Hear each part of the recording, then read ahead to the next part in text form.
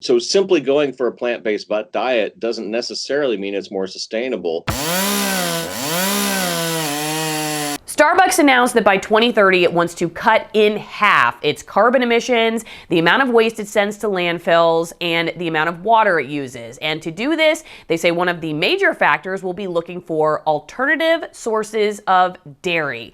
Now, this has received a lot of blowback from dairy farmers across the country. And as somebody who's really interested in agriculture and being a knowledgeable and sustainable food consumer, I wanted to ask the question, if you just remove livestock from the equation and switch to plants, are you definitely helping the environment, or could you in fact actually be hurting the planet without even realizing it? I was lucky enough to meet David Montgomery, who is a professor at the University of Washington. He wrote both Growing a Revolution and Dirt, the Erosion of Civilizations. He is able to talk about this topic of plant-based versus livestock agriculture from a very different perspective, and I really get a lot out of listening to him, and I thought you would too, so I invited him to join me on my YouTube channel. Here he is. To start with your book, Growing a Revolution, the thing I like the most about it is that it takes what is often an overly simplified conversation about agriculture and really breaks it down to this issue of topsoil, which we don't hear about very often. Like, a lot of people don't talk about soil health. And so I want to get to that in a second, but when it comes to immediately this decision by Starbucks or other restaurants that are saying, hey, we're going to be more sustainable for the environment by going livestock free essentially and doing plant-based options, like in Starbucks case, dairy, is that just ipso facto more sustainable? What do you think about that?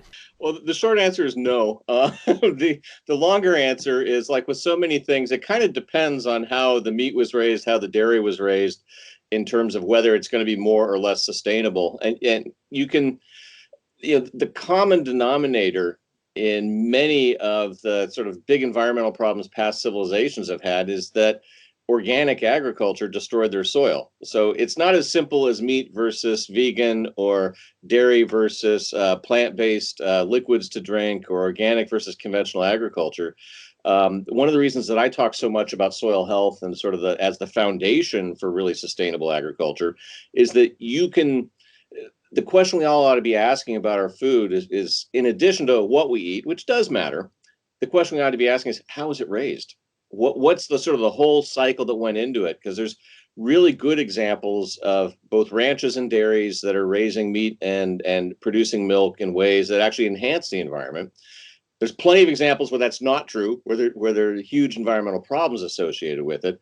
But the problem is not so much that we're eating meat or drinking milk. It's how we conventionally raise our livestock, how we conventionally treat our dairy animals, and what we feed them.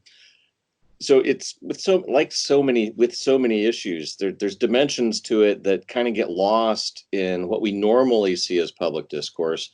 But the sort of the bottom line is that people who really care about eating a sustainable diet need to know how the farmers that raise their food did it. How has sort of the rise of monoculture vegetable farming and this idea that, hey, if I just go vegan or vegetarian and I eat, only spinach, kale, and oats, I'm somehow better off. If you look at the recipe for the style of farming that could actually build soil fertility, what we might call regenerative farming, farming that could enhance the environmental characteristics of the land as a consequence of growing food, the biggest no-no would be plant-based monocultures, because it's a recipe for degrading soil organic matter over time, especially if it's done in a fertilizer and pesticide intensive environment, which conventional monocultures are. And there's good reasons that I go into some of my books about why, when you go down the road of conventional agriculture with monocultures, you end up needing more fertilizers and pesticides. So simply going for a plant-based diet doesn't necessarily mean it's more sustainable. It can be if the plants that you're eating were actually grown in a more sustainable manner. But simply because it's plant-based does not at all mean it's sustainable. And the example I love to use for that is, if you go back and look at sort of Greek and Roman agriculture, when they went to large-scale monocultures, sort of late in their civilization's histories, for long reasons we could talk about till midnight, that actually degraded their land enough that it helped to undermine and undercut their civilizations by essentially degrading their soil to the point that it was not sustainable. Their farming practices were not sustainable. So yeah, the first question we ought to ask is not so much is it plant-based or not, but how were the plants grown? Because if they were grown in a way that actually enhances the health of the soil, then yeah, that's probably a pretty good sustainable diet. And if you eat the right balance of foods, you can have a healthy vegetarian or vegan diet. But it's not necessarily going to be good for the environment or sustainable if the farms that those plant-based foods were supplying were not growing them in a manner that's consistent with what we would now call regenerative agriculture. Let's talk about regenerative agriculture and your specialty in this book, Growing a Revolution, topsoil. What is the topsoil problem right now, and how does that have anything to do with us as consumers and knowing where our food comes from?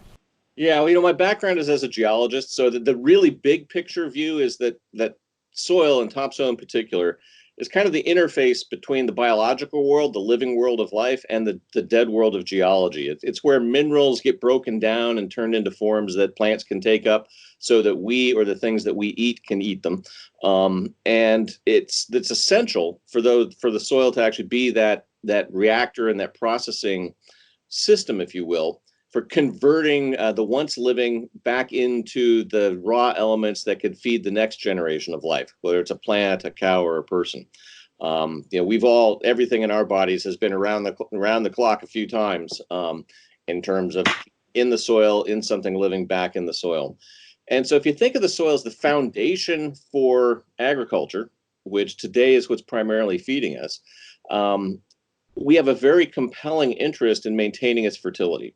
And when you think of soil that way, there's sort of two dimensions to it. Is it still on the land? And you can erode off the soil and greatly reduce the productivity of the land, like happened to the Greeks and the Romans or in the Eastern United States. All stuff that the book I wrote that got me into thinking about soil was 10 years ago, the sort of dirt, the erosion of civilizations. And that goes into all those kinds of issues.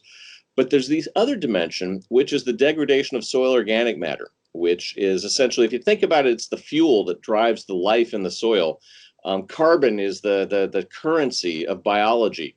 It's the sort of the energy, if you will, is held within carbon-based compounds. Tracing all the way back to photosynthesis, where plants take carbon dioxide from the atmosphere, merge it with water, they pull up from the roots, and they make sugar. They make carbohydrates. That's sort of the start of organic matter. And if you trace the path of that organic matter through living systems, it goes back through the soil and then back into other living things. So if you degrade the soil organic matter in a soil, in the topsoil, or if you erode it off, you're basically limiting the ability of that land to grow food or to support plants or to raise animals, to raise livestock. You can think of topsoil and the carbon-based compounds, the organic matter it contains, as essentially the natural capital that we use to grow our food at a civilization scale. It's kind of like our own individual bank accounts, where if you spend money faster than you make it for long enough, you burn through your savings. I've done this a few times. It's a very simple experiment. For at a civilization level, you can think of soil the same way. If we degrade it faster than we're rebuilding it and refreshing it, we're kind of burning it down. We're burning through our savings account. And so that's where the sort of the importance of soil health and soil fertility as the foundation for agriculture comes in at the really big scale.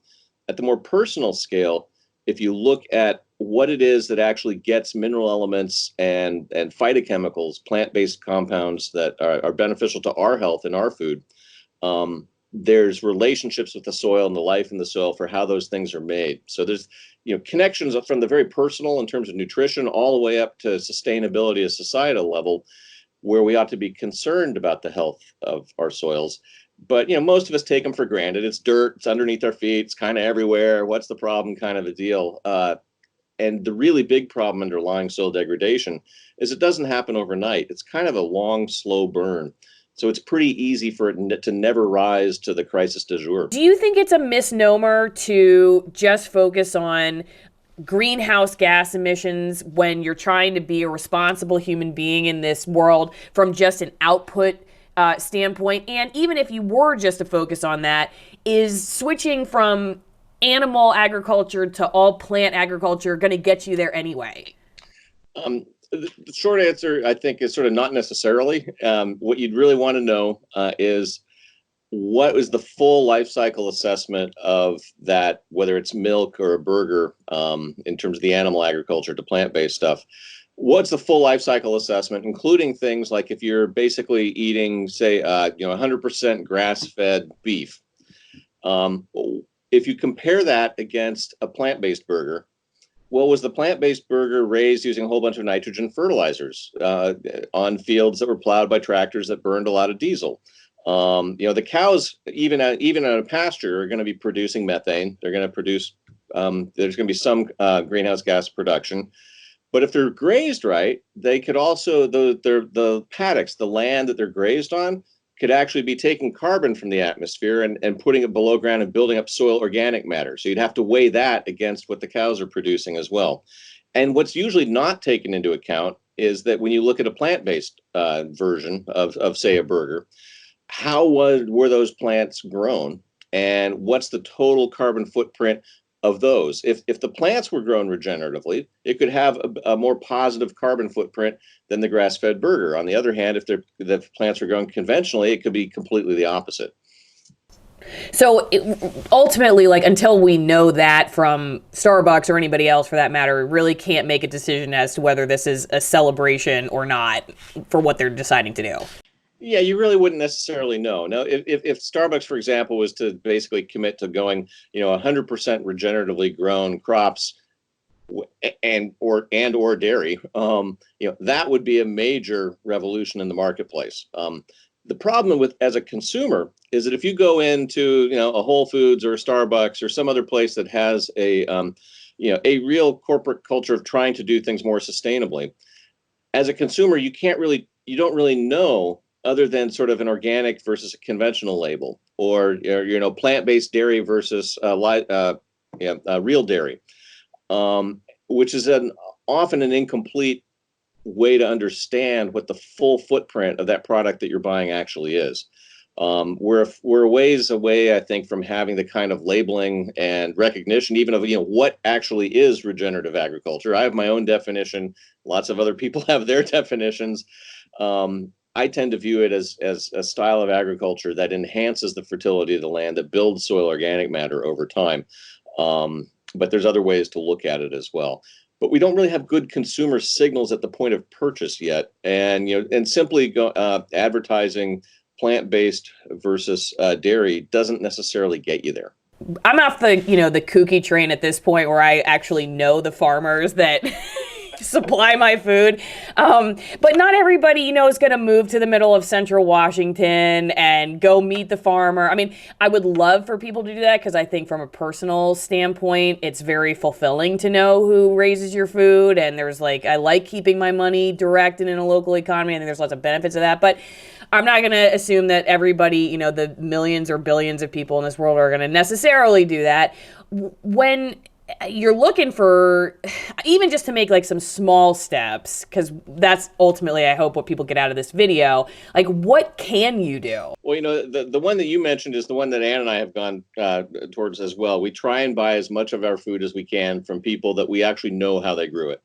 And usually, living in Seattle, that means, farmers markets and knowing, asking farmers, well, what are your practices? How are you actually doing things? And so we can then become comfortable with the sourcing of our food. Now, if one doesn't have the ability to do that, then, what you have to fall back on in a grocery store really are things like conventional versus organic. And odds are, more of the time, the organic produce is going to be better raised in terms of its overall environmental footprint than the conventional produce. So you can bias your odds of being right, but you still may not know just from those labels whether you're buying produce from a giant industrial organic farm in California that's destroyed its soils versus a sort of a boutique vegetable operation regionally. So it can be hard to know that, but you can try and start to bias one's decision making. And you can also start thinking of in terms of a balance of what it is we're actually eating. And there is the simple math that if you are eating a plant-based diet, you're eating lower on the food chain. And every time you sort of go up a trophic level, or something eats something else, like a cow eating the grass or us eating the cow, it's energetically less efficient overall. So there is an argument to be made for a plant-based diet at that level. But the reality is that if you look at different parts of the world, there's places where it makes a lot of sense to raise livestock to either grow meat or dairy for people to consume, because we can't eat grass, and there's an awful lot of semi-arid grasslands in the world. So you could start looking at, oh well, where is what you're eating actually coming from, and does it make sense for it to be grown there in the way that it's being grown? So the first thing I would advertise to most consumers is to try and actually ask the questions about where did your food come from. Think about how far it's traveled and the season that it's traveled in, or how long it's been stored. For example, I was talking with someone earlier today about the example of apples in Washington. If you're eating apples out of season, even if they're from Washington, if they've been stored in a cooler for 6 months, the carbon footprint of that may actually be worse than having one sent up from the southern hemisphere. So there's complexities to the issues, but knowing where your food is from and how it was actually raised is at the root of being a savvy food consumer that cares about the climate footprint of what you're doing. It feels like, just as somebody who's covered the environment as a reporter and is just a consumer in general, to talk to people about this stuff, that there is a lot of emotion and politics that gets interwoven in these conversations where you aren't necessarily always talking fact or logic. What I've seen from the dairy farmers in particular that have reacted to this, one of them in particular said this is virtue signaling on the part of Starbucks, and it's like trying to get everybody to think that we care about the environment when in fact this may or may not really do anything at all, or it could make it even worse.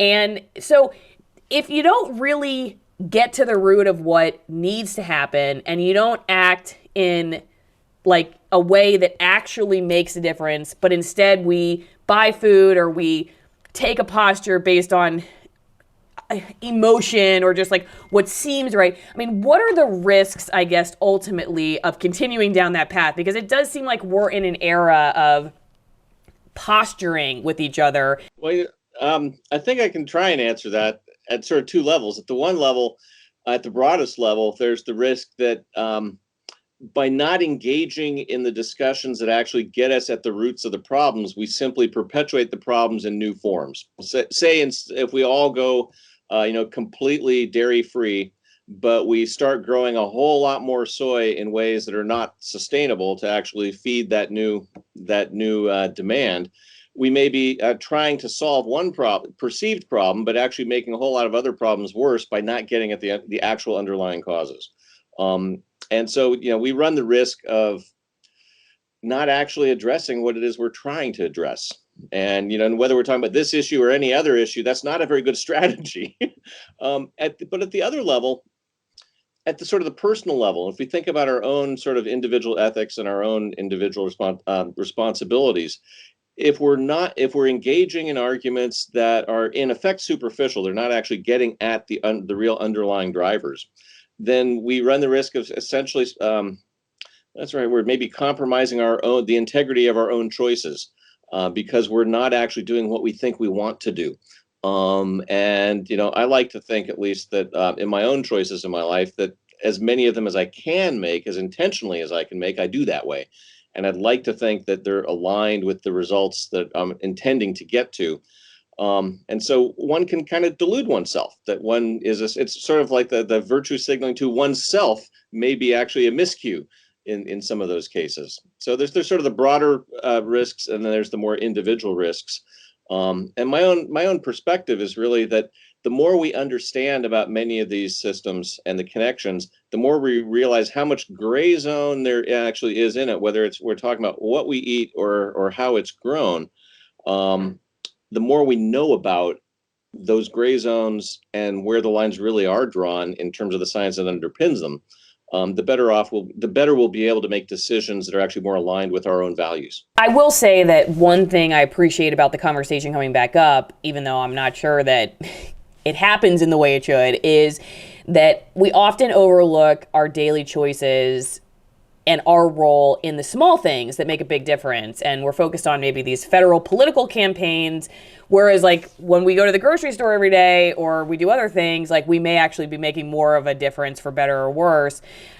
when it comes to food, I like to say, hey, if we win food, we really do win a lot. Do you think that food is one of those sort of often overlooked conversations or just choices that people can really actually like wake up tomorrow and say, hey, I can actually like, even with these small little choices, I can make a difference? And if we don't, what is the hope for us? I mean, are we really facing sort of, especially when it comes to topsoil, at a point where we really got to get a handle on how we do agriculture?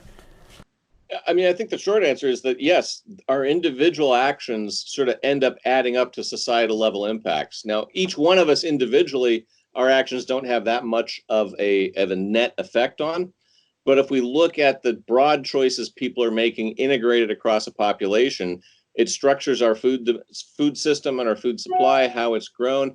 That has a huge impact. And so, as an individual consumer, the power that one has in that system is to choose what you eat in a way that reinforces things being that the kinds of things and the way they're grown in the ways that are consistent with your values. And if enough people do that, the system shifts. David Montgomery, thank you so much. Tell people where and what they should be looking for learning more from you. Anne and I, and my wife, Anne Bikle, and I have written a book called The Hidden Half of Nature together. And then I wrote Growing Revolution and Dirt, the Erosion of Civilizations. Those books are available anywhere, really, the books are sold. If you're interested in checking them out and getting a little preview, you can look at our website, dig2grow.com, dig2grow.com. And we're also very active on Twitter, at dig2grow. And we put out stuff that we find that's relevant along these lines, and stay away from politics. So before you go every morning to get your oat milk, 2% mocha, whatever drink, check David's Twitter account and see if that's the right or the wrong decision. We don't know. I appreciate it. Thank you so much. No worries. It's a pleasure talking to you, Allison.